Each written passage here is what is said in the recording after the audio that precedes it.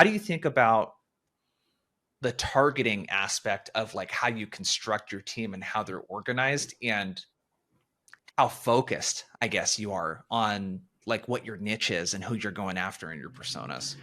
Well, at its core, it comes down to language. So, can we speak the language of the buyer?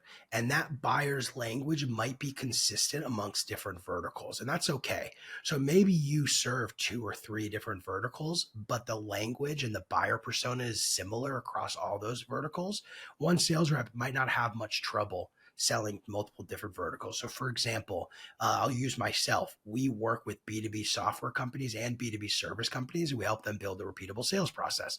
The language of me speaking to a founder or a CEO around how to build a repeatable sales process stays relatively the same, regardless of the product. So I can work with a fintech company, I can work with a cybersecurity company. Not a big deal.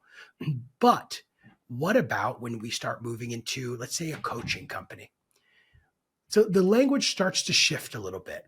We're talking a Mhm. lot less about kind of the deeper structures, and we're really a lot more transactional. And the delivery of the service is so different than the other two because it's not as productized, right? Now my Yep. language has to change. Can I change my language? I might be able to, but I don't know if I can hire Yep. a sales rep that would be able to. And the same might be true between SaaS and a service company.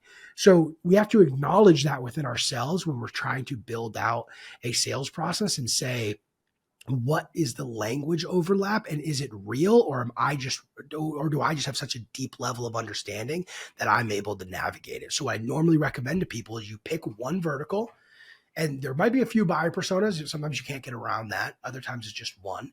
And that is what you have the reps work do in the very beginning.